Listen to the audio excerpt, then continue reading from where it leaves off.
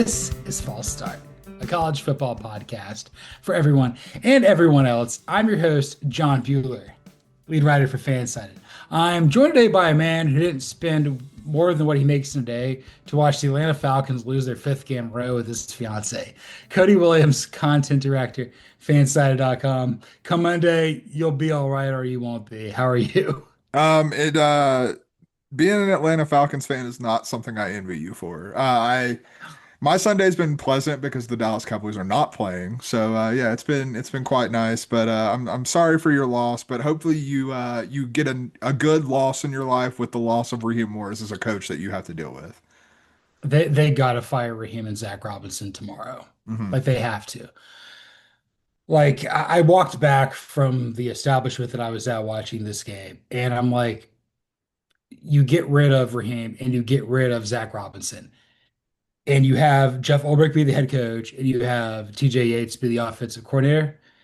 And TJ Yates grew up. He went to my rival high school. He knows what the Falcons do to embarrass people. Hmm. Like he's gonna hear it in his ear, like "Don't be ass," and he won't be ass. I understand that Penix got hurt, Yeah. and I understand the Panthers are tremendously well coached. And there's a reason I'm doing this show before I do the Falcon show. I gotta let my brain rack a little bit. Also, the Steelers recording at the same time, which is hard to do this at the same time. But That's right. You also you got to def breathe a little bit too. Like you just yeah, got this to. this is an episode where like it's gonna happen.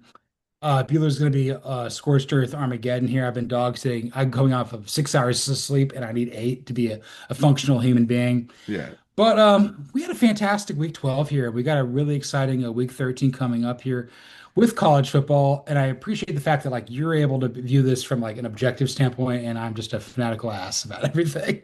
No, 100%. I mean it helps that my favorite college football team is ass. Hellacious ass, if you will. Yeah, shouts to North Carolina Tar Heels always. But yeah, I mean we're it allows me to take a step back and just kind of see the playing field. I mean, we're all gonna have our biases. Like that's the nature of life. But here we are. And as the sun is setting here in the ATL on the Atlanta Falcons season at the exact same time, be sure to hit that like button and that subscribe button. Make me magically feel better. We're one away from 50. Please do it. If we get to 55, we'll do like a Van Hagar episode. 100%. Yeah, 100%. We We'll can we we can drive 55 here. yeah, we will like just deviate from our JLN plans and we'll do Van Hagar. We literally have like our plans are the loosest plans you ever see.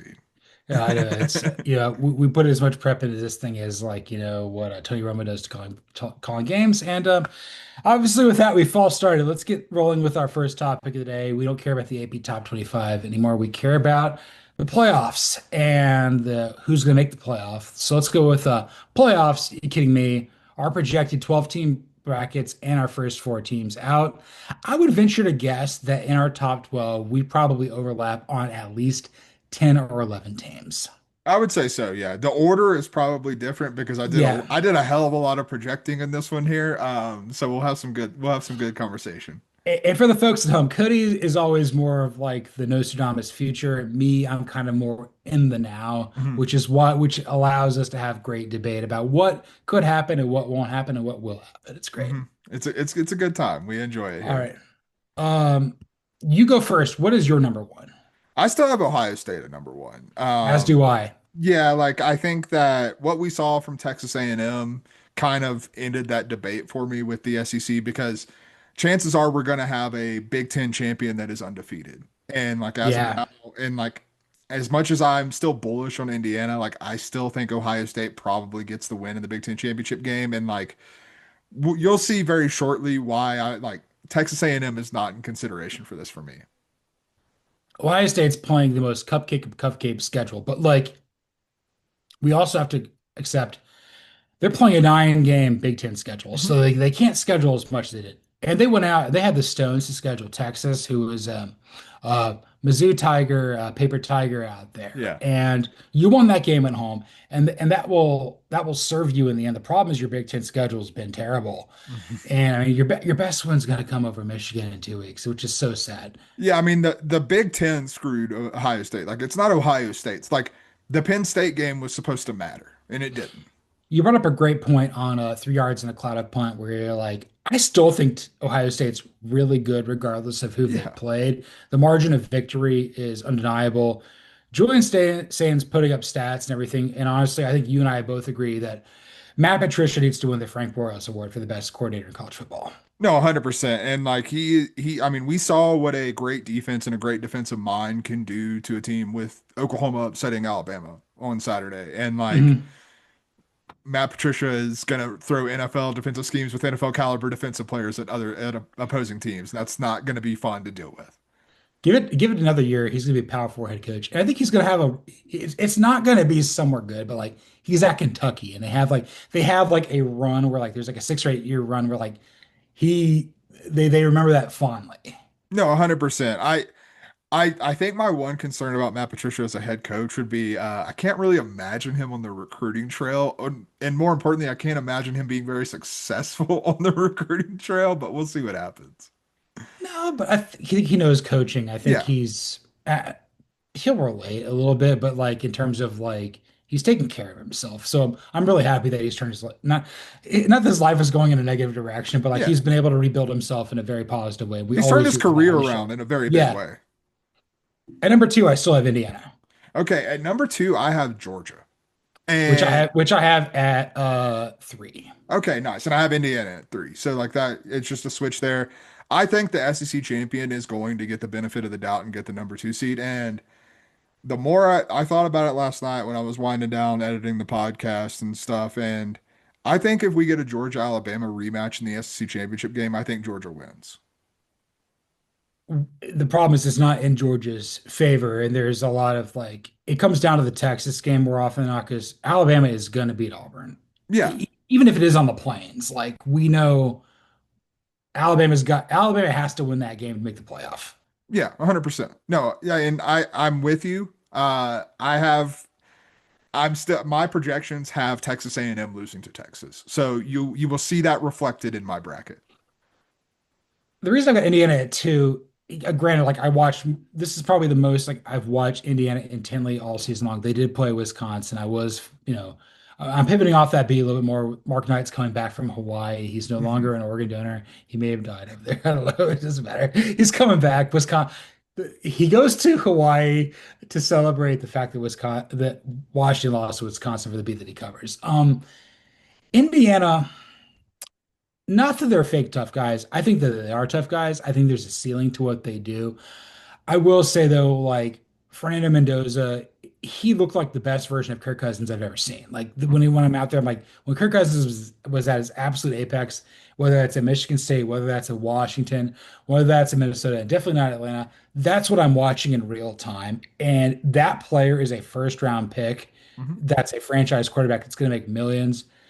He just Wisconsin has a good defense for believe it or not, and even though that team stinks, like he just was in complete control. And I feel that like they're not going to lose to Purdue. They were the first team to be locked into the playoff field at this point. I just I don't know if they're going to beat Ohio State, but like they're going to win multiple playoff games is kind of what I've got into at this point. No, 100%. And I think they're fully capable of beating Ohio State. I like it's one of those things that I kind of just need to see it to believe it. And like when we get to the Big Ten championship game and we're making picks and predictions, like maybe I'll change my tune. Maybe I'll finally get a wild hair up my ass and I'll pick Indiana to win that game. But like as of now, like I have Indiana just a skosh behind. But like there's nothing I've seen from Indiana to not believe in them. All right, let's talk Georgia. You know, whether that's I'll go here, you can't see. I'll go up there, Stetson Bennett, Hines Ward, Stetson Bennett, Jalen uh, Carter. Jalen Carter. You've got them at two, and I've got them at three. They're better than A&M, Mhm. and the AP poll did not reflect that. Georgia's four, A&M is three, Indiana two, Ohio State one. Brandon Walker brought up the best point, I think, of anybody Mhm. in the college football season. Maybe not necessarily in this topic, but like he could not have been more spot on. No, 100%. And like, shouts to Joey Galloway, who obviously was pining for A&M to be number one in the college football playoff rankings when they first came out, and the second week they came out when they stood fast at three. And like, I want to give, the selection committee props because they recognize that. Like they recognize that, yeah, this team has a zero in the loss column, but there's a pretty damn good reason for that, and that's because they haven't played anybody. I'll say this with Galloway. I'll say this with Aaron Murray from the Georgia perspective. I feel like Galloway knows Ohio State's not really played anybody worth a Hmm. damn, and he is a Ohio State legend. One of the just his opinion carries clout in the Yeah, sport.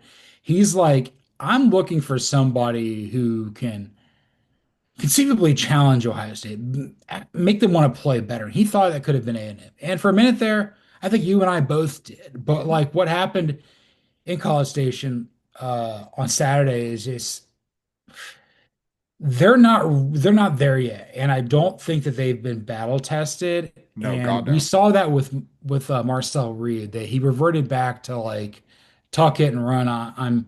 He went to hashtag turtle up there a little bit. 100%. Yeah, it wasn't pretty, and like that was against the South Carolina team that, frankly, coming into that game had looked dead in the water. Like I don't think anyone was giving South Carolina a chance to even keep it close, and like No, South Carolina should have won that game, quite frankly. and I'll go with the Georgia thing here. I'll throw it to you because you could actually assess this fairly. I think they're the best team in college football right now. I think that they're gelling in a way that I'm not seeing anybody else do. Maybe a more elevated version of what we're seeing with Texas Tech. Hmm. Yeah, no, 100%. Like I definitely think that they are like when you look at Georgia and you look at what this team is capable of right now. Like I said it on 3 yards and a cloud of punt. Like I'm not sure that this defense can play that way against an offensive line that's not Texas, but it's one of the first times I've seen that defense look dominant. And like if they have that in the chamber, if they have that arrow in their quiver, that's a game changer for Georgia because my one big concern with Georgia would be whether or not they had the ability to not get in a shootout in the playoff because like that's where I thought we were trending with Georgia. And last night or Saturday night showed me that that's not necessarily the case, that they can win in other ways. They can win in dominant fashion against quality competition because I understand Texas isn't the number one team in the country like they were in the preseason poll. They're still a top 20 team in the country Yeah, pretty comfortably. And like Georgia, when the game was on the line and it mattered, Georgia proved that their quality was well above and beyond what Texas had to offer. the only other team in the country that I feel is as deep as them in terms of like what they can do is Ohio State. Like Mhm. I'd feel, oh, you got lost and lucky. You have Noah Thomas, you have Leonard Humphreys, you have Nate Frazier, you have Chauncey Bowens. And again, I don't know the Ohio State roster as deeply as I do Georgia's, but like it's similar. They have a I Bo think Jackson. they have a Bo Jackson, they've got Carnell Tate, they got Max Clare, they got Jeremiah Smith, they got Julian Sand, they got Caleb Johnson. They're They're fine. they're they're they're fine. I don't know. I'm trying to like not necessarily hedge my bet with Georgia because like I'm still dubious of them getting to Atlanta. Mhm. Even if they don't, I think maybe that's a future do Haas. Like, should Georgia deserving of a first round bye if they don't get to Atlanta? It's possible, especially if we're talking. I think there's definitely a lot of scenarios where that's possible. Well, we can unpack that on. Maybe we do that Thursday. Maybe we'll throw that Yeah, in on Thursday. that ain't bad because you got the Alabama A&M and Texas Tech component to Hmm. consider there. So we have the same top three. At four, I've got Texas Tech. I also have Texas Tech at 4. I think that again, if I'm projecting a Georgia Alabama SEC championship game and projecting Georgia winning that, well, Alabama is sure as hell not going to be like we had said previously. The SEC championship game loser would be the case. I think that's only the case if we get Texas A&M Alabama there. I forget what Texas Tech's final two games are prior to getting to Arlington, but like if they're 12 and 1, and I think you may know this a little bit more, but like you've got the quality win over Utah, you got the quality win over BYU. I think you've got like one more team. Utah, they beat the dog piss out of Utah. Yeah, but you got like what do you have like one more quality win in there? I know Utah, no, BYU plays Cincinnati. That's the other big game of Yeah. significance, I think. Yeah, Texas Tech doesn't really have. Well, I mean, there's a non-zero chance that Houston ends up as a top 25 team with the way Houston's playing, and they won on the road at Houston by 24. Okay. And I do think it's also important to note that like their two biggest games on the schedule, which would be BYU and Utah, they won with margin. They didn't just like win. They 29-7 against BYU, and then hold on, let me 34-10 against Utah, and that was on the road at Utah. And the chances of the Utes and the Cougs to win out are decent. I think Utah's got a better chance than BYU because I think BYU's got to play Cincinnati. But like, Yeah. if you're 12-1 and you win in Arlington, I feel that like with that type of season, with what type of talent they have, that should be a top four seed. No, 100%. And like running the gauntlet and I say the Big 12 is a gauntlet because I think it is, man. I think there's a lot A of little really bit, good yeah. teams in the Big 12 this year. And like it's not the case last year where it's kind of like I'm not saying Arizona State wasn't quality because they obviously were, but like at the same time, like they kind of emerged from a pack as being like, hey, we are the team with quality as and like these other teams are a little bit lesser. I don't think that's the case this year. I think that there's a lot of teams with real high quality, and Texas Tech is just separating themselves from even that. Yeah, because we think highly of BYU. We think Utah's good. We think Cincinnati's good. We know Arizona State's good. Like Yeah. anybody that's kind of like Houston's in that group as well. Yeah.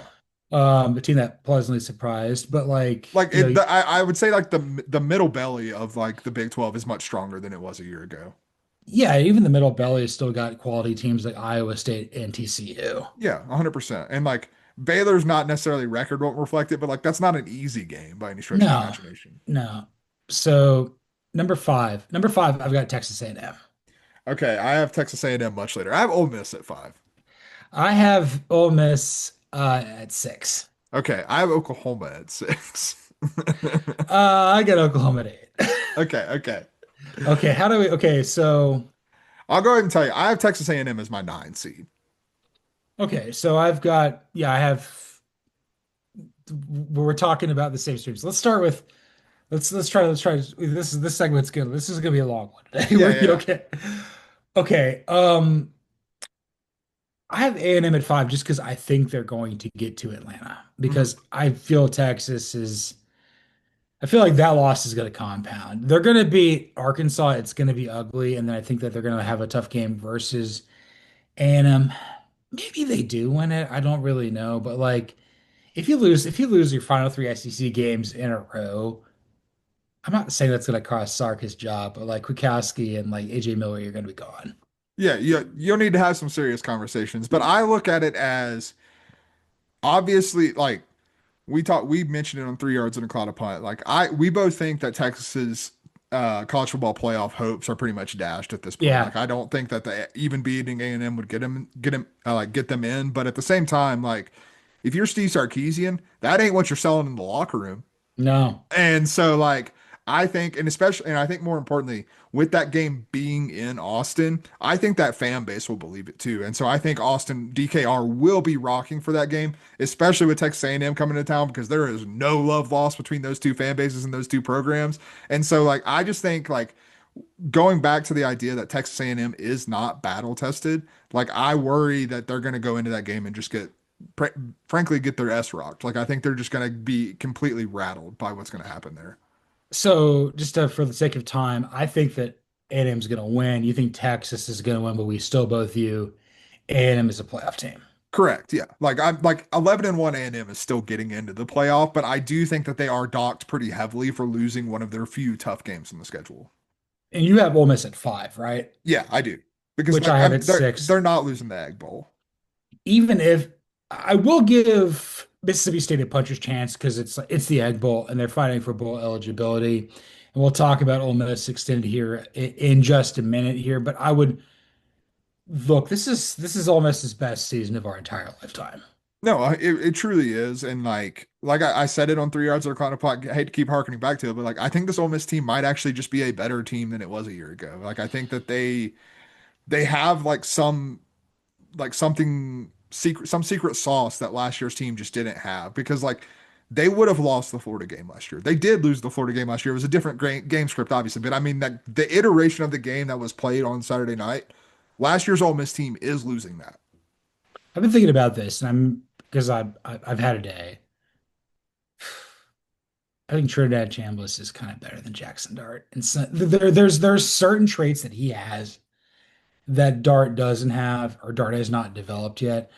I think Chambliss is a little bit more of a foxhole guy. I would agree with the foxhole. Like I think Chambliss is just a dude. I mean, like let's you can know, kind of like a sliding doors moment the more you think about it. But like Chambliss was not supposed to be the quarterback of this team, and like No, that's it's and like it was supposed to be Austin Simmons, and like you fell ass backwards into one of the best quarterbacks in the SEC.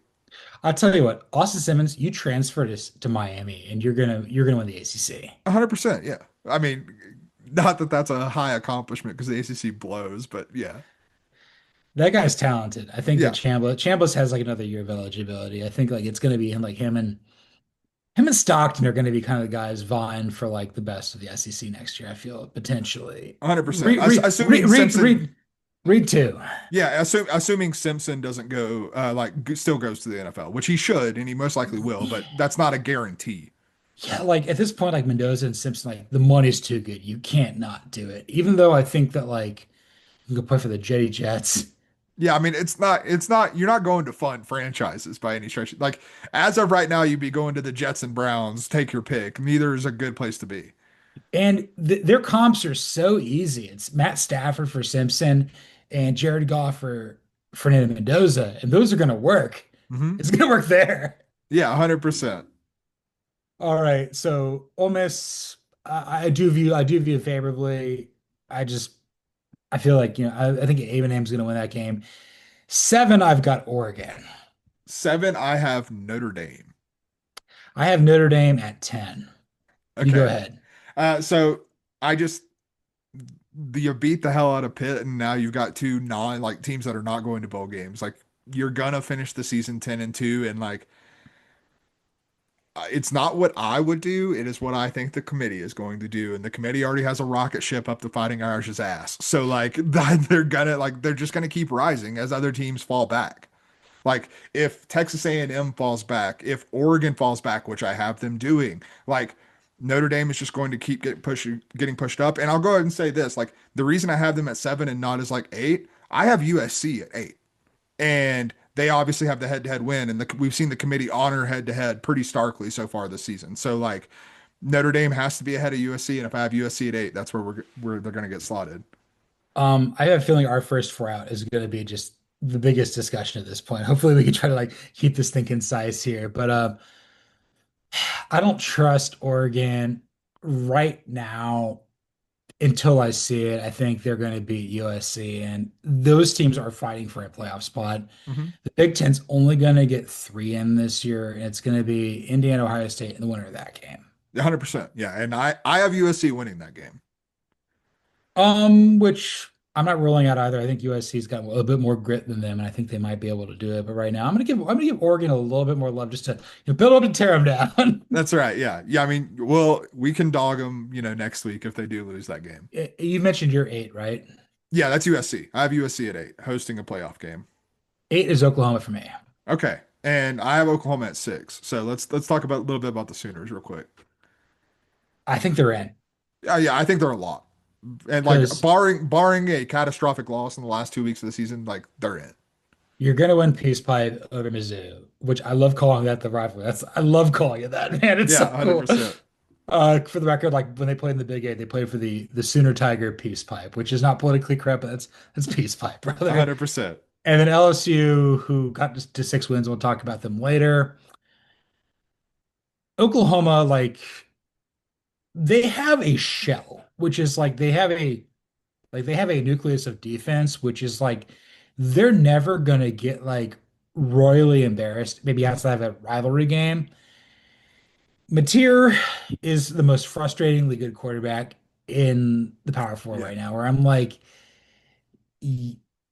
I saw this early in the season, but like I hope he comes back. I think he's got one more year. He should come back. I think he should too. And I was actually thinking about this the more we talked about Oklahoma's defense last night. You know what they remind me of is last year's Penn State, but with a slightly better offense. Like I trust the offense a little more than I did last year's Penn State, just because I think Mateer is a better quarterback than Drew Aller has ever been in any point in his career. Married 24 Penn State defense to 25 Mizzou, but pretty low offense Yeah, for I that like era. that. Yeah, that's a very solid way to put it. Yeah. And like I just like and we saw Penn State make the semifinal last year. So like and like granted part of that was the path that they got. I'm fully aware of that. But at the same time, like they still did it. Look, I think you and I both view Oklahoma the same way. probably a playoff team. Maybe you can win a game. You're kind of a quarterfinals team at best. Yeah, like I mean, like path can open up things for you, but at the same time, like I don't think you have the offensive gear that you quite need right now. All right. So we got our top eight here. Who do you have at nine? At nine is where I have Texas A&M. Okay. I just don't think A&M necessarily like I think A&M is going to lose the Texas game, and like when you get done with that, what do you have left, man? Because I don't quite see it. Like the resumes, you have the win over Notre Dame, and that's like the only resume booster you truly have, to your credit. Nine's where I've got Alabama. I feel like the combination of the Oklahoma loss with them having two losses and the Florida State loss knocks you back a little bit. Mhm. Alabama's a weird dichotomy. Like they're in the driver's seat to get the SEC. You're gonna make the SEC championship in all likelihood. Because frankly, you have to. Because if you don't Right. beat win the Iron Bowl, you're not gonna go. Defense is playing good. They can't run the football worth the damn. No. Um, I'd like to see him in the playoff field. I think that they add a level of gravitas and intrigue that I don't think a lot of other programs that could take their spot would provide. But like this is it kind of feels like this team peaked too soon. No, 100%. I have Alabama at 10. So like I still have them in the playoff field, but I do think that they're barely going to get in like as the last at-large team because like I said, I have Texas A&M losing to Texas and then I have Alabama going that would put Alabama and Georgia in the SEC championship game assuming Alabama beats Auburn. And that would be Alabama's third loss if Georgia were to win the rematch between those two. And so like I don't think you can have a three-loss team higher than 10. No, I think if you lose the SEC or the Big Ten championship, even if you're 10-3, you're still making the playoff. 100%. Yeah. Just because the gauntlet of Yeah. what you're supposed to navigate. So, Right. And I and mean, like, you would have, like, two of your losses would be two playoff teams. So, like, I'm not yeah, saying that any of the losses are bad outside of the Florida State loss. I have Notre Dame at 10. So Okay. Yeah. don't really have to unpack that too much. I think that like they're kind of waiting for chaos ahead and they're taking advantage of the situation. They've got Syracuse and Stanford. They're fine. Yeah. They'll be all right. I promise. All right. And then 11 and 12. Maybe we have some overlap here. I've got Georgia Tech winning the ACC at 11. I have Virginia winning the SEC, maybe, or Hell the yeah. ACC, excuse me. But, like, I don't think this Virginia team is that good. But I also just watched Georgia Tech almost lose to Boston College. So, like, I can't trust anyone in this league. There is something about, I think Georgia Tech is more talented. I Yeah. think Virginia plays a little bit more, try to think cohesively. Yeah. It's very subtle. One of those, I hope it's Georgia Tech versus Virginia in the ACC championship because I think we deserve to see what prevails here. No, Virginia and Georgia Tech are like the two types of kids that you had like in high school and middle school. Georgia Tech is the kid that just shoves the papers in their backpack, and Virginia is putting them nicely in a binder. Like that's what we have between those two teams. And What like what are sometimes the you? kid, I was shoving papers in my backpack, baby. I was in the binder kid. See, yeah, 100%. And like I made good grades. Like to be clear, that's not a reflection on intelligence or quality, just like it's not a reflection with these two teams in quality and intelligence or anything like that. But like there is a different method to the madness. And like sometimes when you shove a paper in the backpack, that paper gets lost. I don't want to swear. Yeah, I want to use our swear word here. If they go to third every time, I hope they play Jenga at the 50-yard line. That'd be Play incredible. play Settlers of goddamn Catan. Yes, sir. Oh man. And then at 12, who do you have winning group of five? I have James Madison. Same. Yeah, I just like again kind of goes back like I just think the American cannibalizes itself. Like we're in a position now where Navy, if I'm not mistaken, has the inside track to play the American championship game, and like that's bad news for the American because Navy is not going to be the highest ranked G5 conference champion. No. And then the fact that San Diego State's got that loss to Hawaii, which I think they're probably on the track to potentially meet there in Las Vegas, I think, which Mhm. would, yeah, because UNLV's still in it, I think, too, in the Mountain West, if I'm not mistaken. I think the CUSA championship, Jacksonville State's in the driver's seat there versus Western Good God, Kentucky. the Mountain West is a debacle right now. There are five teams tied at 4-2 in the conference, with San Diego State at 5-1 in the conference. we're like San Diego State and Hawaii are probably up there, right? Yeah, San Diego State is 5-1. Then Fresno, Boise, New Mexico, UNLV, and Hawaii are all tied at 4-2. The Navy of it all really messes it up. I think what it ultimately came down to, and we'll talk about this here in a second, is it was between James Madison and North Texas for me for this spot. Hmm. James Madison's road loss at Louisville by 14 is much better than North Texas's multi-score ass handing from South Florida. Right. South Florida scored 63 on them. Yeah. That's I which watched that game from a Dave and Buster's when I was about to take a flight. that's what I'm talking about. So we're on track potentially for the. I'm gonna see if I have this up here. So we'll talk about this here in a second. We'll get there. We'll get there later. But James Madison, like they could be the first Sun Belt team to make the playoff, which Yeah, they're the only G5 league that's not got one in yet. 100%. And like deserved, like I think deservedly so. They like if there was going to be a program from the Sun Belt to do it, it should be JMU or it should be App State. And it's definitely not going to be App State this year. No, dude, App State's 4-6, dude. They're not. They JMU also beat the absolute hell out of them on Saturday. All right. Okay, you give me your first four out, and I'll give you mine. So I have BYU, Oregon, Miami, and Vanderbilt. I have USC, Vanderbilt, BYU, and Miami. So we literally just swapped the Big Ten team because I think you're giving Oregon the benefit of the doubt. I refuse to. So Vanderbilt's the one to watch here yeah, because a 10 and 2 Vanderbilt should make the playoff. they should. I don't know if they will, but they should for sure. Because Tennessee would be what, 8-4? Yeah, then it's I mean, they'll put USC over them, Yeah, which is not necessarily the worst thing, but like if all things equal, they will put USC over Vanderbilt. they absolutely will. 100%. That you got to sell tickets, baby. All right, let's do matchups here. Let's get on with the show. Okay, first four buys. I think I've got Ohio State, Indiana, Georgia, and Texas Tech, which you have the same for as Yeah, buys, right? same four teams, different order, but no Five biggie. twelve, 5-12 for me. Texas A&M hosting James Madison, gig 'em. I have Ole Miss hosting James Madison. Hotty toddy. Yeah, let's do that. 6-11. I've got the very self-important 1950s thing with Ole Miss hosting Georgia Tech. I feel Rebels got that game. I think that might be the Rebs there. I have Oklahoma hosting Virginia. Um, Good luck putting your papers in the binder against that defense, brother. Not gonna work well. No, sir. 7-10. I've got Oregon versus Notre Dame. Fantastic game. Hmm. Give me the luck of the Irish. I do not have the Irish advancing in my 7-10 matchup because they would be hosting Alabama. Yeah, And I think Alabama has a gear that Notre Dame does not. they do not. And then 8-10, I've got Oklahoma hosting Alabama. You know what? I'll give the Alabama to win the rematch. Yeah, the rematch I would give Alabama the benefit of the doubt there. I have USC hosting Texas A&M.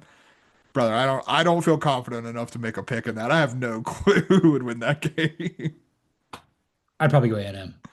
That's probably where I'd lean, but it's also in LA, and I don't know. It could get weird. You bring a lot of impressionables to LA. Good luck with that, Yeah, man. right. The impressionable Mount Rushmore is what Oregon, Texas A&M. Yeah, it's Oregon, A&M, Texas Tech is fastly Yeah, like joining that conversation. I wish it was USC. I don't think that they qualify for that No, impressionable school. Um, Tennessee's kind of got some of that. a little bit, yeah, 100%. All right. Florida might be a good call. Not bad. Miami. Miami, that's a good one. There we There go. we There we go. go. Spend a lot of time on that. Let's not spend a lot of time on this next topic here. Let's do some do host here. Yes, sir. Pivoting on the fly here, we were initially going to ask ourselves if USC is a playoff team, which is a great debate, but we kind of discussed that it really comes down to the Oregon game. I think the big question here is, does Lane Kiffin take the Florida job? I'm going Du Haas 1S. I think he Really? does. I don't think he should. He is checking all the boxes of a coach that's leaving right now. I don't know if you saw his comments, but he was talking about how much he loved Ole Miss and loved everything that they're doing, and said nothing about him being there beyond the year of our Lord 2025. And like man, when you've got Kenny Dillingham out here, denying that he's going to be a part of this conversation. Like we've seen multiple coaches who were in the mix for LSU, Florida, Penn State, all these different jobs that are open, outright deny it. Man, Lane Kiffin's already making more money than God. Like this, like maybe he gets a contract extension out of it, but like at the same time, like playing it the way he's playing it tells me that he's leaving. It doesn't tell me that he's, trying to hold out for an extension or more money because Ole Miss would give it to him. That's not the issue at hand here. The issue at hand here is I think he wants to go somewhere. And like the thing I keep coming back to is when you think about the personal motivations of Lane Kiffin, I don't think it's necessarily like Florida's a better program, Florida's this, that, and the other, because I'm sure we're about to unpack the dysfunction that is the Florida Gators right now. But more importantly, like his coaching idol is Steve Spurrier. And like I think he puts the Florida job on a higher pedestal than most other coaches would. Because this is a guy who's well traveled. He's a son of a coach. He grew up, he was born in Omaha, doing his dad, Monty, was what Bob Devaney or Tom Osborne's staff there in Yeah. like Nebraska. He played quarterback at Fresno. He's been a coach at what, like as a head coach, he's been a coach at the Raiders. He's been at USC, Tennessee, Briefly at Florida, Tennessee, yes, briefly. Florida Atlantic, Ole Miss. I'm right with there with you. He should not take this job. Yeah. This isn't even a lateral move. This is a move backwards. And I'm gonna go do Haas because it's so close, just with two S's, just to have this argument.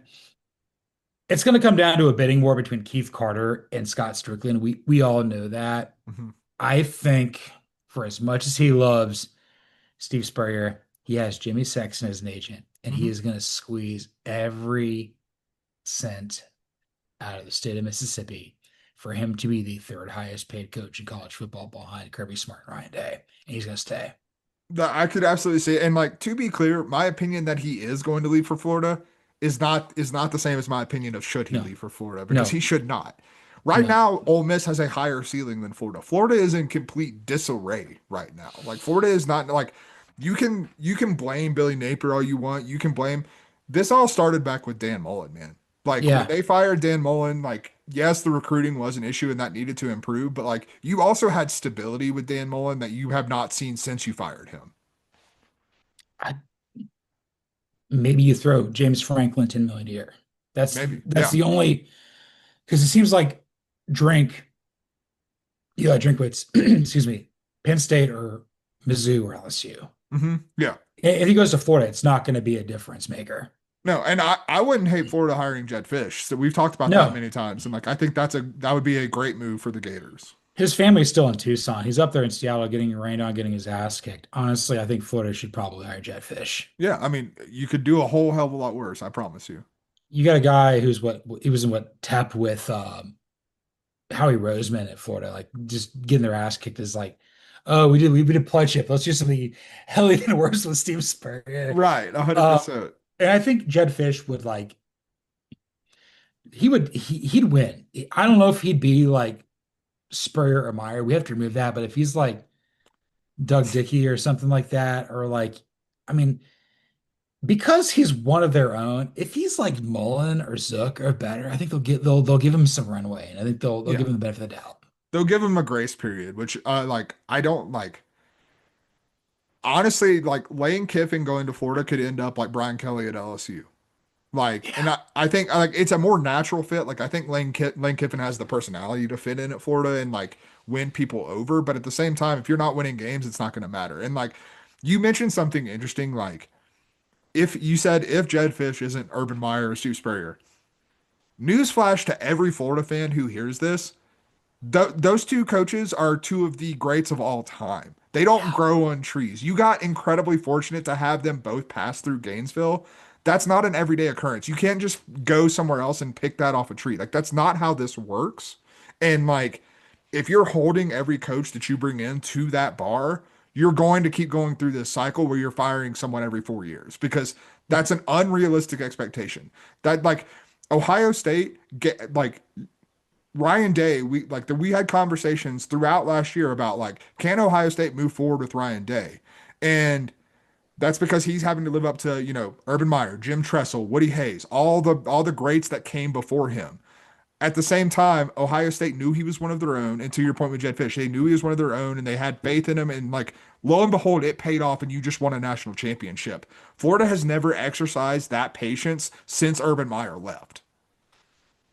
I think about like the truest SEC teams, like teams that had not like joined the conference like post 92. Where we're talking like Arkansas, South Mhm. Carolina, A&M, Mizzou, Texas, Oklahoma. I don't know if Florida finishes in the top five in terms of just like iconic head coaches. Mhm. Like Alabama, you still have, okay, you have Bear Bryant, you have Nick Saban, you have Gene Stallings, you have what, Wallace Wade before then. Like you're good. Yeah. Georgia's had a bunch. LSU's had a bunch. Tennessee's had Robert Nealand. You've had Johnny Majors. You've had Philip Fulmer. Like there's other programs that have just had better coaches than Florida in the Auburn, Pat Dye, Shug Jordan, what Tommy Bowden before he was cheating and everything. Gus Malzahn, like Yeah. Tommy 100%. Tuberville, like there's just better coaches across the board than what Florida's had. Florida's had two of the absolute best, but like once you get to like your third or fourth, like you're coming up short more often than not. Mhm. I wouldn't take this up. And I think very highly of Scott Strickland as an AD. My concern is the expectations are elevated, and Lane Kiffin doesn't do very well with elevated expectations. No, and like I do think Lane Kiffin's grown since the last time we saw like true elevated expectations. Like, but that's another reason why I don't think he should leave is because, like I said, like Ole Miss's ceiling right now is higher than Florida's, and like he's playing with house money at Ole Miss. Like you're in a position where like if you win 10 games a year, like yeah, fans are going to be pissed that you didn't get in the playoff, but they're going to call it a conspiracy. They're not going to say it was your fault. You still won 10 games. You're doing what you're supposed to. I'll throw this your way before we tie bow on this. Maybe okay, so there was a guy in my high school. His name is also John. He took all on-level classes, but he got A's. So we found out like, oh my God, you're smart. You're going to Georgia with me. I'm sure there was a guy like at your high school that was like that's going to UNC. And you're like, wait, what? Are you serious? Yeah, like there was a kid who graduated a year before me who I worked on like the school newspaper with and like I knew he wasn't like an idiot or anything, but like he was just kind of like I don't know, like just something about his aura never really screamed like I'm going on to like really big better things. Then one day he drops that he's going to Dartmouth. And I was like, what? No, like your high school said people to like UNC and State and Wake and Yeah. Duke and all that other stuff. But it's like, well, you went to Dartmouth. Are you serious? Yeah, like blowing my mind. Like, what are we doing here? And then like I knew this one because I was close friends with him, but one of my close friends that I played soccer with, he went to Brown on a soccer scholarship. So like, yeah, there were some intelligent kids out there. There may be some intelligent kids here. Let's move our next topic with some group of five for fighting. Let's figure out what the hell is going on here with the group of five for fighting. We both tabbed James Madison as our pick to win the group of five. Looking at FPI based as of what Sunday evening, there are what four schools or so that are at, or three or four schools that are at or above 10%. James Madison's at 5.52.5, way better than 5.2. North Texas is at 38.0. Mhm. Tulane 17.7, and then it's South Florida at 1.5, and then poor San Diego State at just 1%. Yeah, Those are really the only, it's really a three-team race between North Texas, James Madison, and South Florida at this point. No, not South Florida. 100%. North Texas, Tulane, and James Madison. Yeah, and like, frankly, the resumes of these three teams are like kind of dubious, man. Like Tulane has some bad losses in the American. North Texas, you got your doors blown off by USF. James Madison has not played anyone. Like this is not this is a much different conversation than what we were having last year with Boise State, where it's like Boise State would probably finish mid-table in like some Power Four leagues last year. Like Boise State was good enough to be able to like make that case, especially with how they played Oregon in the regular season as well. Now we're in a position with these three teams, and it's like, brother, they may not finish in the top two-thirds of a lot of Power Four leagues. Every year we've had the playoff. Again, this is what year 11 or 12 that we've had this. The group of five champion has like presented itself throughout the season. The only time that I felt where like we didn't know at this point was the Mike Norvell Memphis team where they just ran roughshod at the end. And we're like, okay, Yeah. it's clearly them. But like 2016 Western Michigan, the Tom Herman Houston teams, Hmm. Luke Fickle at Cincinnati, the Jamie Chadwell or Hugh Freeze at Liberty. Like we've Hmm. known like what it's gonna be. Boise State last year, Boise State back in 2014 under Brian Harsin. Like we've known who it's gonna be. This is a very exciting race because I mean this team's gonna get its ass kicked by the five seed, Yeah. and it's fine. But like this is outside of Tulane, this is who won it one year with Willie Fritz, and they Hmm. actually beat USC in the Cotton Bowl that year. Hmm. This is untrodden territory for North Texas and JMU. I love JMU. They're both ranked now, but maybe in the playoff, I would venture to guess one or both of them will be ranked on Tuesday night. No, 100%. I mean, there were, if I'm not mistaken, four teams in the bottom of the top 25 from the CFP rankings that lost this past week. So, like, yeah, there is room for these teams to go in there, especially because you didn't have a team like Houston was off this past week. So, like, they're probably not going to get a boost up into the top 25 right now because of that. And, like, you just have this situation where I think that they're probably going to be ranked. I wouldn't be surprised if all three were ranked, if I'm being honest, the three teams that we're talking about here. So we both picked James Madison because we thought the Louisville loss was the least worst. Yeah. And, like, I guess so. I don't I'm not buying like I think there's a real chance North Texas loses before they get to the American Championship game. And like I think that there's a chance that like when we get down to it, like Tulane's like win over Duke isn't really that much of a resume builder when you have two losses, whether regardless if you win the American. Like JMU lost to a P5 like a P4 team and then has not lost in the G5. And if we're crowning a G5 champion, I'm gonna take the team that's been perfect in the G5. Here's what I'm saying. Here's kind of my thoughts with this. I don't want Tulane to make it. They've already done this. They need to be better than this. This is John Summerall's opportunity to prove that he needs to be another coach. And maybe that will present itself, but like you're not the glowing, shining example. You're not PJ Fleck at Western Michigan. No. You're not Tom Herman at Houston, where like you have arrived, you have hit your pinnacle. Let's effing go. Yeah. We're not gonna use F on this show. No. But this could be that for Eric Morris and Denton, and this could be that for Bob Chesney and Harrisonburg. Hmm. And I'm hoping for that for either of them. Yeah, I mean, like, just thinking, spitballing a little bit, like, if James Franklin were to take a job that wasn't Virginia Tech, why not look to Harrisonburg, see what Bob Chesney's up to, see if he wants to come to Blacksburg. If Zach Robinson can't put a square peg in a round hole, why don't you hire Eric Morris there in Stillwater? I don't think Zach Robinson can, so let's just go ahead and hire Eric Morris. They wear camouflage with sidelines because they're embarrassing. They were on the same thing here. This is Zach Robinson. Like his chops have gotten really, really salt and peppery. 100%. And it's his own doing. That's the worst part.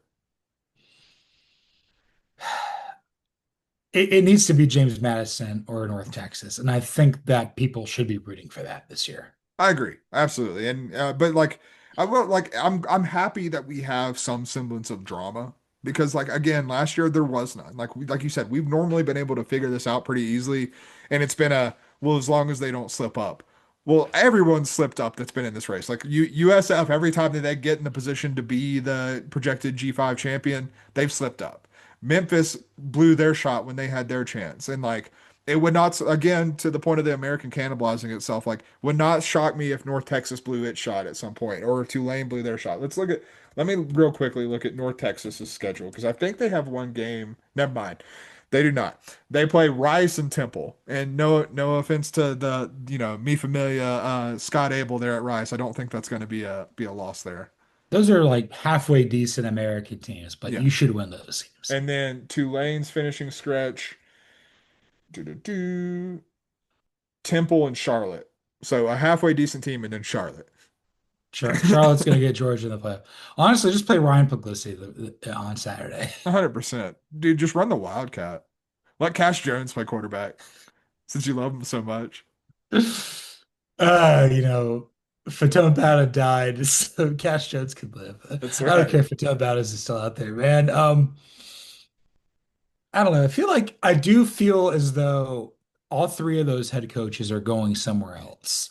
Yeah. Chesney feels very Virginia Tech if it's not James Franklin, or Chesney feels like probably the most likely. Summerall, it's got to be the right fit. hmm Yeah. Like, I mean, I think Summerall might be the best coach of the three, but like, he's also because of that and because of the resources that Tulane has, frankly, like, he doesn't have to leave Tulane. His stock's not going anywhere because Tulane's going to be good for as long as he is there. And then Eric Morris, like, I mean, I played lacrosse with a guy named Eric Morris, and he was smart. He went to like an Ivy League school. Hell yeah. Just your AP druggie is basically the best way to describe it. I don't know if you had those in high school, but like Eric Morris, I feel like this is a future Big 12 head coach. The AP druggies might have been my friend group, more than anything. But yeah, no, 100%. Yeah, we're gonna do this and then we're gonna blow stuff out of the parking lot. That's right, 100%. Yeah, we're good. It's yeah, it was a fun time. I had a good time in high school. So we've kind of got to narrow down because San Diego State's too far back, and same Mhm. with Navy, and who really cares? But it needs to be. I would be happy if it's JMU or North Texas.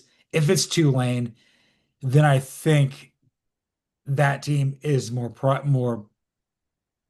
the Chris Vanini of it all is probably the best way to say it. Yeah, Like Chris Vanini and Nicole Auerbach are going to champion the little dog more than anything in the world.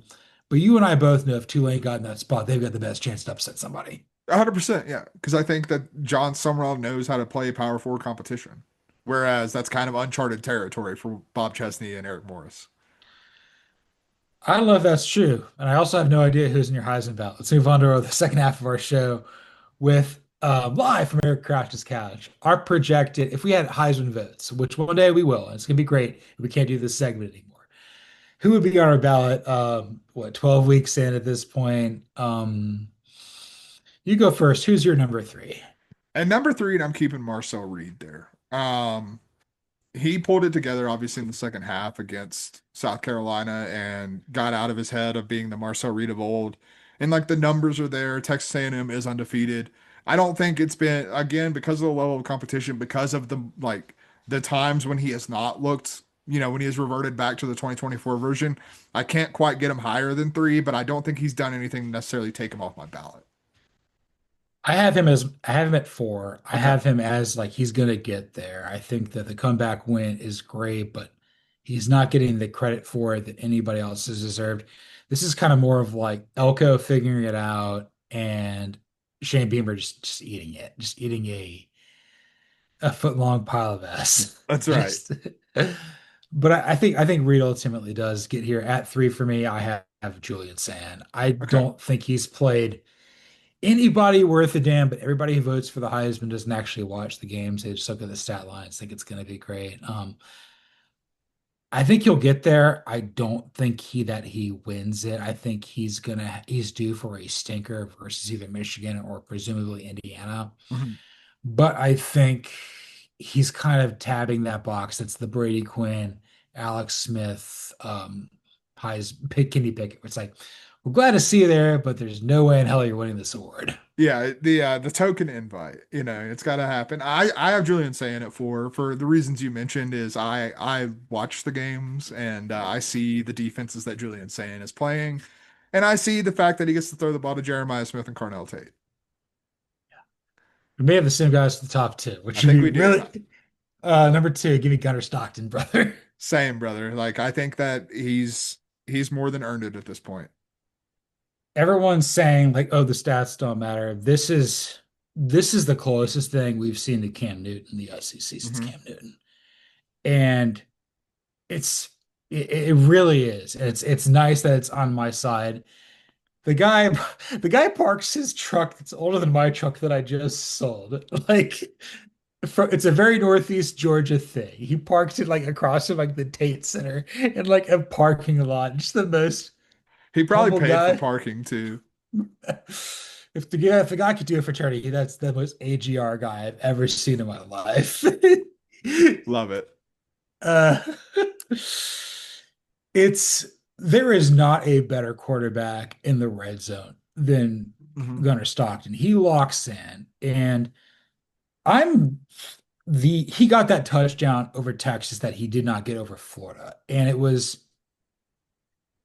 the best part is he's coming back for another year. We've not had a quarterback.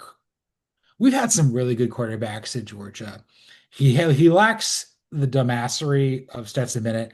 I don't know if he's as clutch as Stetson Bennett because Stetson Bennett deserves a statue. Stetson Bennett's one of the greatest players in Georgia history. Stetson But Bennett's the only Stocks man to pass through Athens whose balls rival the size of Kirby's. Like truly, Stockton's just this is this is a guy that's going to be a first round pick in 2027. 100%. He's definitely trending all the way in that direction. And like, I mean, the stats are coming along. Like this offense is potent, and he is behind it. Like Georgia has the narrative behind them because of what they've been able to do against a very tough SEC schedule. Like he has every reason, and like frankly, like he's obviously not number one on either of our ballots right now, but like it would not shock me if Gunnar Stockton won the Heisman Trophy.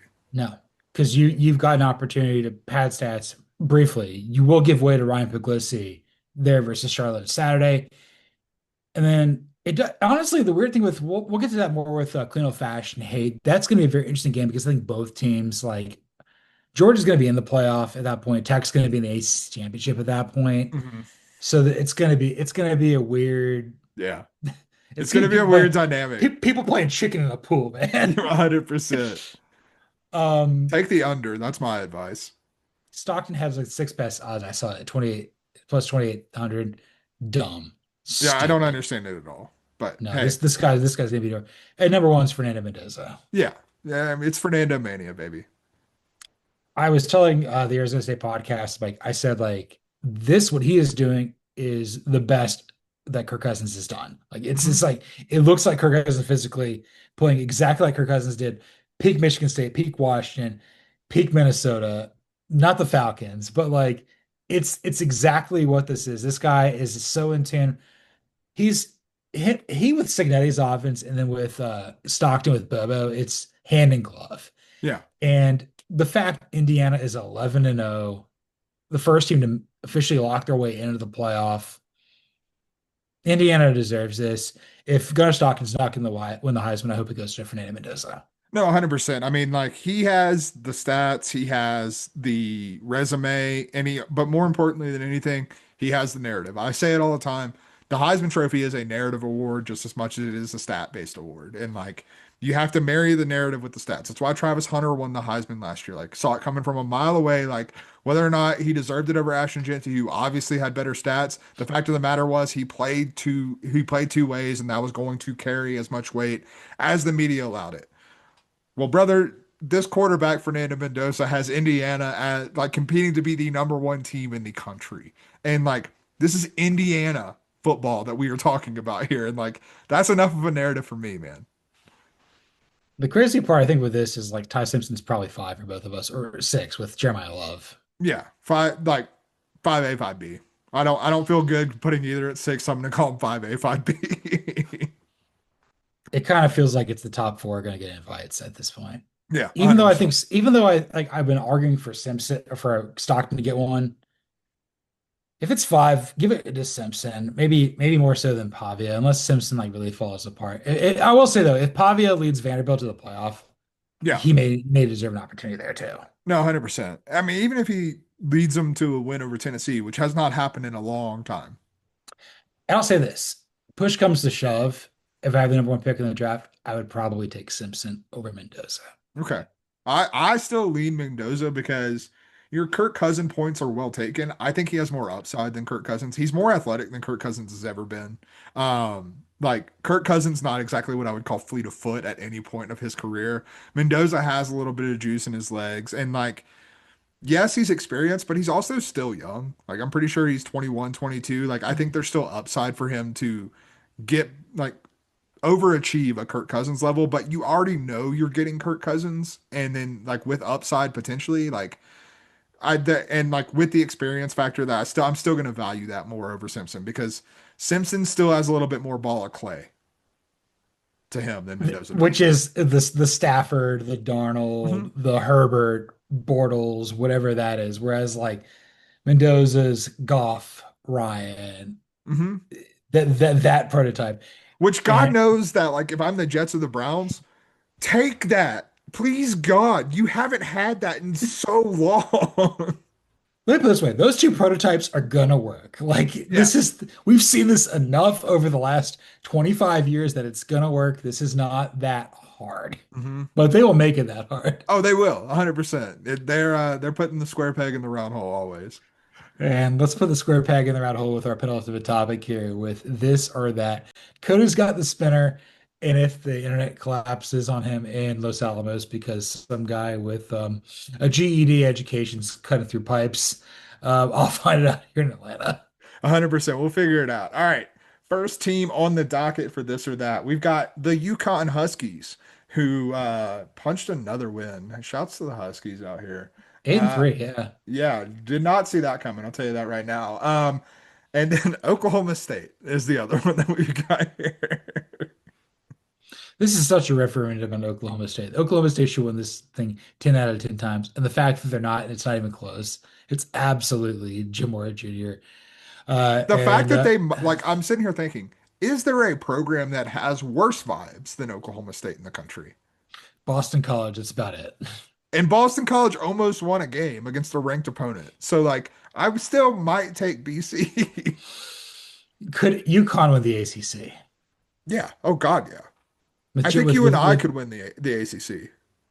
yeah, you and I call him plays for Jay Fang, man. 100%. Yeah. I'm not the ACC is dog water. It's absolutely terrible. The fact that I It's have to hold water for this conference is abysmal. We have Charlotte coming in as our first team. Um, their vibes somehow are probably better than they're going to be a week from now when they play after they play Georgia because that's not going to be great. And then the other one, the Fresno State Bulldogs, is the other team we've got going on here. Fresno State's they've achieved bowl eligibility. They're alive for the Mountain West Championship game, so like they could play for a conference championship. Charlotte is probably the worst team in the American. It's really bad. It's not a good time. The Tim Alvin, what do 49ers you no. not enjoying time and Tim Albin, yeah, you fudged up, brother. Yeah, not what you wanted.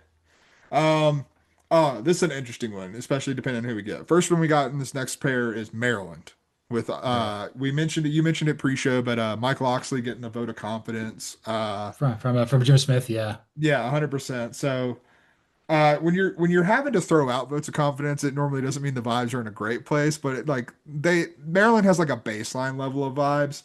Going up against SMU, who was a team I don't think we've talked about in like 3 weeks. It's gotta be SMU, even though Mike Locksley what hashtag turtle up. You've lost six in a row since being Wisconsin. You have a new AD in Jim Smith who came from the Braves Hmm. and who replaced it the guy who used to be at Georgia who left for SMU, whatever his name is, Damon something. I don't know who's he No, sucks. you know AD is way better than I do. Not a good dude. SMU they pull back a little bit. You've got one more year of Kevin Jennings. You got the big win over Miami. You're a decent team. You're continuing to build this. Jet Rat Lashley is under contract for a while. I don't think that they're going to poach him at Arkansas. Maybe they do. I don't know. But like SMU, the vibes are still infinitely better than whatever the hell is going on in Maryland. 100%, yeah. And I'm if I'm not mistaken, SMU still has an outside shot at making the ACC championship game, so we'll factor that in there as well. Right.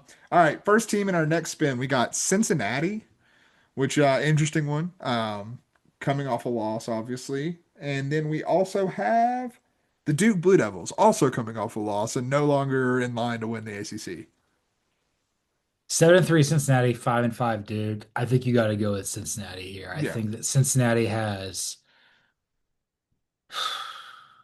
You don't have doubt with Scott Satterfield right now. You're starting to feel that with Manny Diaz as a defensive-minded head coach. You're like, we're gonna bring in Darius Minson, it's gonna be better. And Is it's it? not. It's not. And like also like just based like kind of playing off of that, like Cincinnati has drastically overachieved from what I think preseason expectations were for the Bearcats. I'll tell Whereas you what, Duke, I would say either is on par or subpar from what expectations were coming into the season. I'll tell you what, Brendan Sorsby is gonna be a third round pick and he's gonna win some games for some Mhm. team. He's gonna become like it's not gonna be Minshew mania, but like he'll have a Jimmy Garoppolo type of career. Garoppolo, I probably not this good to be clear, but like Russell Wilson vibes, like someone who just comes in and can like run an offense. Yeah, I don't know if he's gonna be as good as like Dak Cousins or Russell Wilson, but like Andy Dalton, Derek Carr, Andy Dalton's a good one. I like that. I could see Andy Dalton. That would make a he lot of look, sense. he looks so handsome on the sidelines getting a win today for my God for a second. That's right. All right. So first spin, we got Cincinnati again. So I'm respinning. We have the Baylor Bears as our first one here. Bear, bear. Baylor Bear, Dave Aranda. And then they are going up against the Florida Gators. What a sad bag of crap this is. Vibes here suck. Yeah. Also, we have to mention this for the show. Perfectly for Baylor. We have to rebrand Every Road Says It's Torn to you better Euro check yourself before you wreck yourself. That's right. Baylor might be in the midst of another lawsuit, which is not tied to one of the other four that we know about. Right. But then you have Florida, which is just the epitome of dysfunction as a football program. I'm honestly gonna go with Florida because at least you know there's light at the end of the tunnel. At least you have DJ Lagway. Like that's about all I got. You got Because I you don't got I, we I don't trust Florida to make the right hire in this whole scenario. I truly don't. like what do you do if you're Baylor? Like, do you just you keep Aranda for another year? Do you go poach like you see if Jeff Traylor or Jimbo want to come to town? I'm gonna be honest. I don't think David Randa's the problem. I think like Baylor, especially with like the consist like what seems like a consistent scandal happening with the administration constantly. David Randa's not involved in anything that's going on as far as we know, and like it's very reminiscent of the Dallas Cowboys. Whereas it's just something festering at the top and bleeding through the rest of the program. Okay, just to make sure we got this on the same page, because we'll talk about this more once this comes up. This is not a Title IX dispute, and this Right. is not tied to Mack Rhodes ripping Michael Trigg for wearing a different jersey.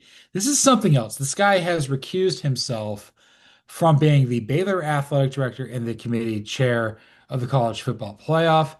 Because of that, Hunter Yurachek, the Arkansas AD, is going to take over as the playoff chair, and they've promoted Mark Harlan, the Utah AD, to serve as the Big 12 representative for the final few hmm shows. Wild stuff. Wild stuff happening.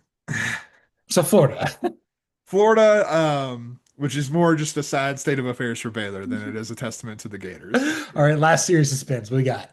We got Texas A&M, which could be a fun one depending on who they get matched up against. Let's see, Will spinning. Where we got Iowa. That is an interesting one.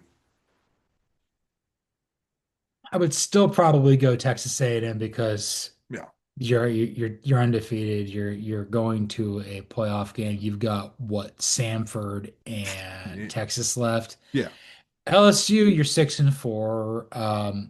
Nussmeier's gone. Frank Mason got a win. You're still trying to figure out who the hell is going to be your next head coach. yeah.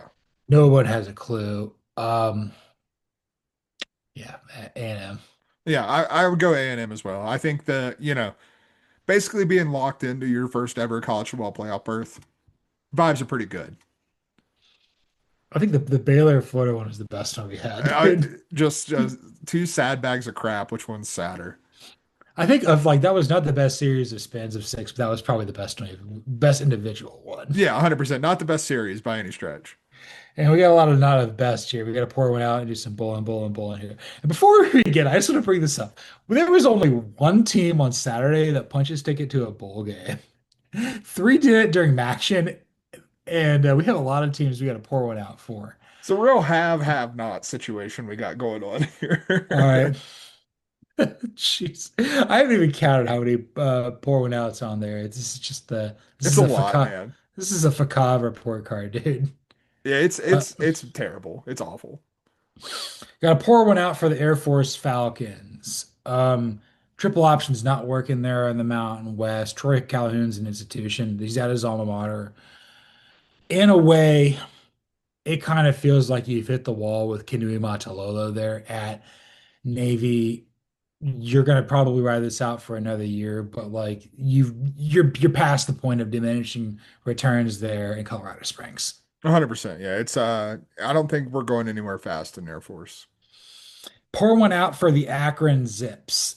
They tried so hard and got so far, but in the end, it didn't really matter. They're bad. They're very bad.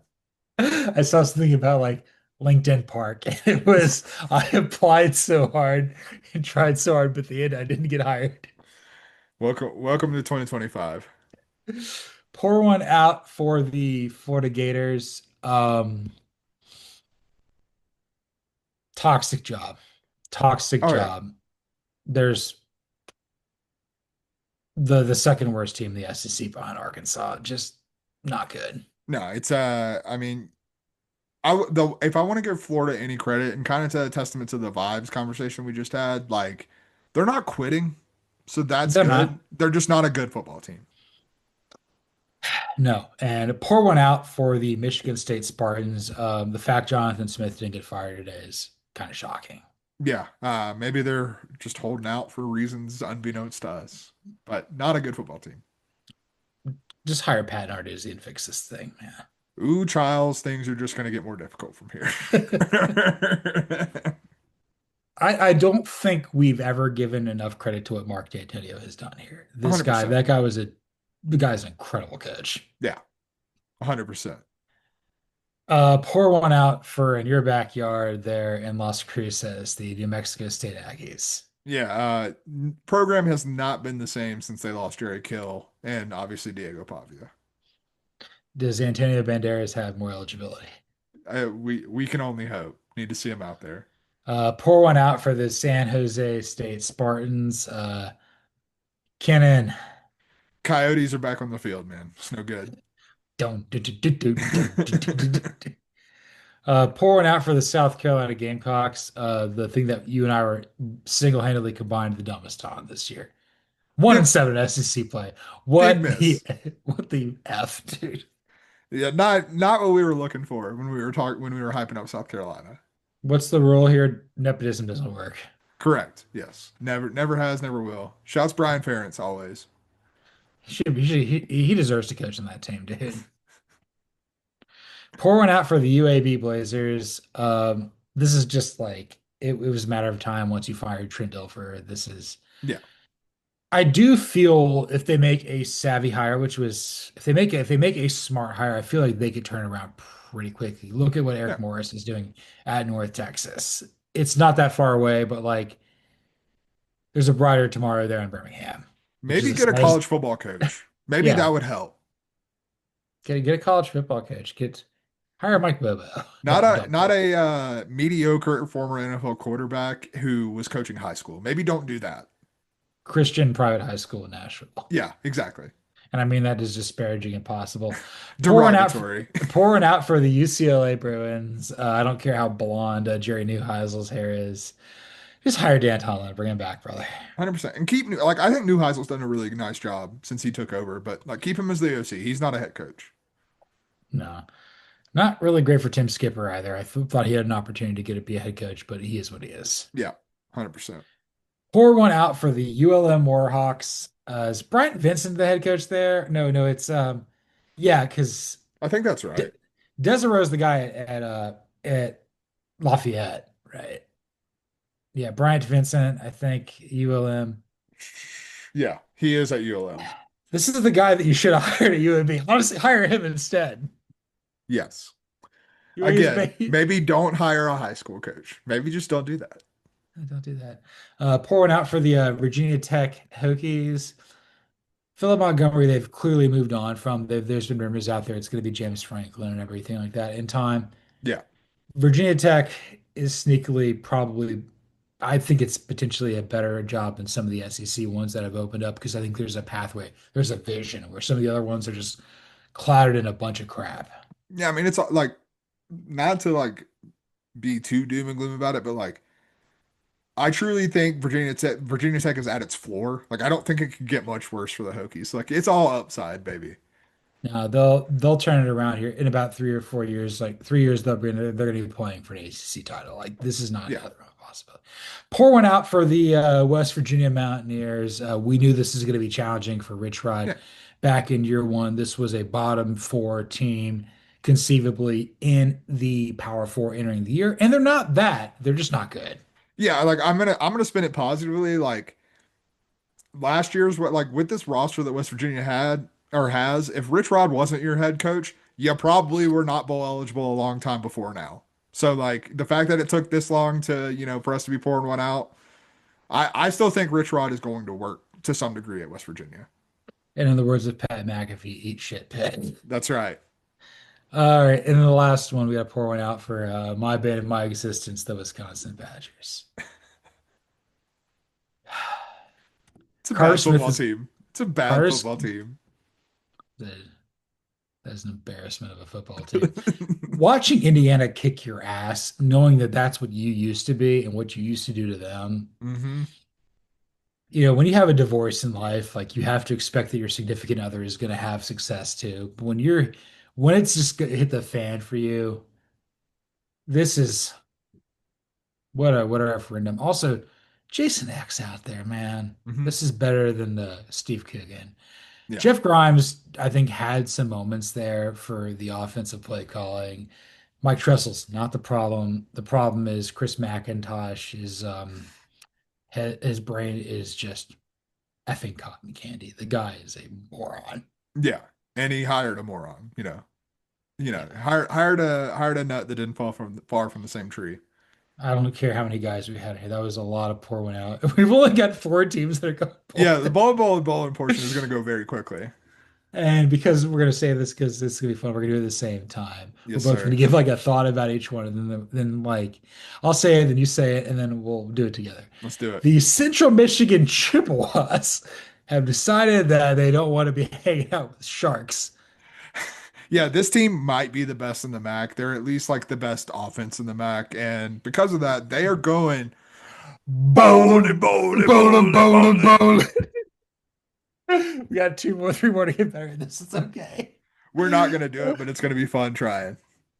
The only team to punch their ticket to a bowl game on Saturday with an interim head coach, Frank Mason, the LSU Tigers. How did we get here? But Brian Kelly's not, but LSU is going Bowling, bowling, bowling, bowling, bowling, bowling, bowling. bowling. I think we nailed that one. That was pretty close. That was close. At least it don't echo. It doesn't matter. The best team in the MAC historically won a game while I was at a swanky bar eating uh, mussels and tuna tartare. Living my best life watching the Toledo Rockets beat the Miami Red Hawks for the best fan in America. This guy wears a hat. Like this is a Mac shit, bro. Toledo made Daquan Finn quit college football, and now they're going Bowling, bowling, bowling, bowling, bowling, bowling, bowling. bowling. All right. Oh man, one Last more. one. Another team that's in the MAC that's Hmm. going bowling, bowling, bowling, bowling. We'll say it again. In Kalamazoo, the Western Michigan Broncos, they got their guy, Lance Taylor. Dude, the Lance Taylor is he he quietly has a little PJ Fleck to him. I don't know if you've Yeah. noticed that about him, but he has a little bit of something to him. I think Lance Taylor might be getting another job here in the next couple years, but for now he's taking the Broncos. Bowling, Bowling, bowling, bowling, bowling, bowling, bowling. bowling, bowling, bowling. If PJ Fleck was Jason Taylor. That's right. Yeah, 100%. And this was episode 227 of False Start. You can follow me, John Buhler, on Twitter or the X at Buhler118. You can follow Cody Williams at the Sizzle20. You can follow the show at CFB False Start. Like, rate, listen, subscribe, review on Apple, Spotify, YouTube, anywhere there's podcasts. Give us a 5-star review. That's how many wins I think UTSA, Mississippi State have right now. Mississippi State's they're both in like the bracket or my sheet with both Bull and a pour one out. We gotta see what happens to the Egg Bowl, man. I hope North Carolina gets to 5 wins. That'd be cool. That'd be cool. They're on they're 4-6 now. I hope they go bowling. I think Bill Belichick in a bowl game would be hilarious. They're not going bowling, brother. There's no shot. Could you imagine him coaching the hoodie like in the Bahamas Bowl? I can, and he most certainly would. Uh, we're on to the Bahamas Bowl, brother, because it's not antagonistic, dude. It is not. No, this isn't Martha's Vineyard down here. You ain't looking like you're from around here, ain't you, boy? That's right. Maryland is more than football and crab cakes because this is full stuff.